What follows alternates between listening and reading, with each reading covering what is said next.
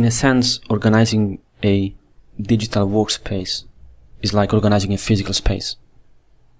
You pay attention to how things are laid out in the space to make it as suitable as possible for its purposes and for the people occupying that space. So organizing a Notion workspace or whatever other workspace in a digital tool can follow the same principles in some ways. And the organization of the workspace is an important aspect for people to use the tool productively over time and do their best work there. As I've worked with many companies to implement Notion workspaces and workspaces within similar tools, in this video I'm gonna go through the key things to know about managing access in Notion and the different types of users that you can have in your Notion workspace.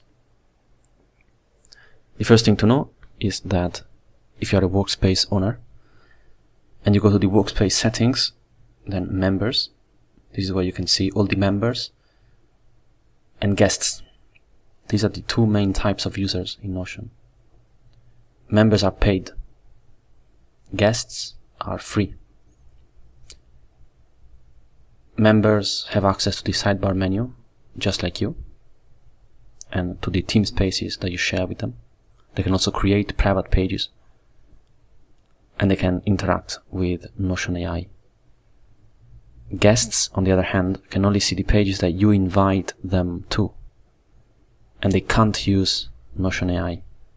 They can only access the pages with the specific access restrictions that you set at the page level.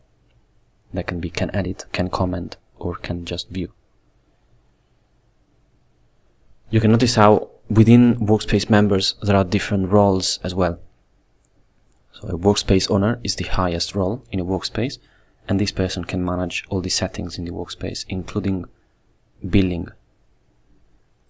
Membership admins, on the other hand, they can't manage billings, but can invite people to the workspace and manage groups in the workspace. So a membership admin is like a member, but with invitation capabilities. And then there is members. That's the most common user type that you will have in your company. And these are people that can interact with Notion, but they can't manage workspace settings or invite people. And restricted members, especially for enterprise accounts, is for those external users that are similar to guests. So it might be an external contractor that you work with, and you want them to see only specific pages in the workspace. And at the same time, you want them to also use Notion AI, which is not available in guests, which is not available for guests. So the restricted member has that ability as well, and they can only see and edit content that they created or were explicitly shared with.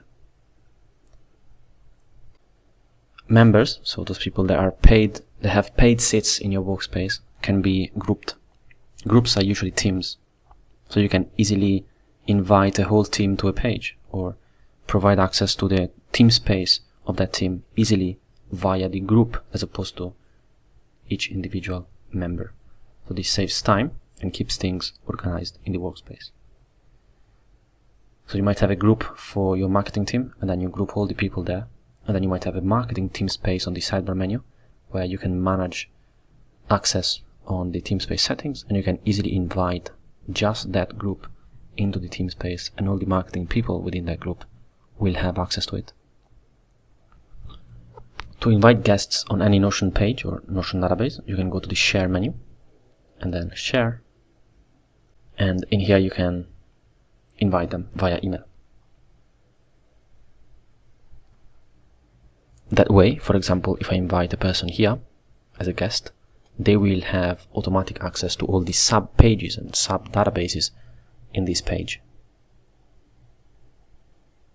If you want to restrict that, it is possible. So you would go into any specific page that you don't want them to see, and you would remove them from the share menu here once they appear as a guest. If you are on the Notion Enterprise plan, you can easily manage access via single sign-on and the Shim API. So in here, you can generate tokens, see the official documentation, and use it to provision access to people without you having to manually invite them to Notion, which is very handy and certainly practical for many large companies that I work with. And last, there is also page level access that you can provide on database pages. I made a whole video about this, but for example, this is useful when working with external people that you might want to have as guests. And in here, if you have a person property and you're building a portal, for example, going to tasks, and maybe you want to assign tasks to a guest in your workspace, but you don't want them to see all the other tasks that you're managing in the workspace. So in that case, you can set up a page level access rule using the owner of the task and selecting what they can do when they are tagged in that task. Can edit, comment, or view only. And this way, you can provide access to that guest to the assigned tasks without giving them visibility over all the rest of the work. This is useful for client portals,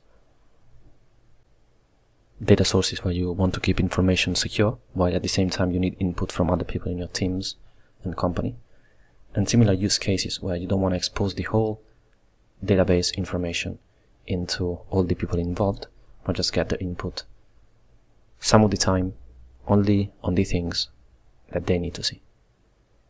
Okay, that's it for this video. If you have any questions or want to inquire about working together to build your operating systems and AI agents as needed, you can follow the link in the description. Thanks for watching, and see you in the next one.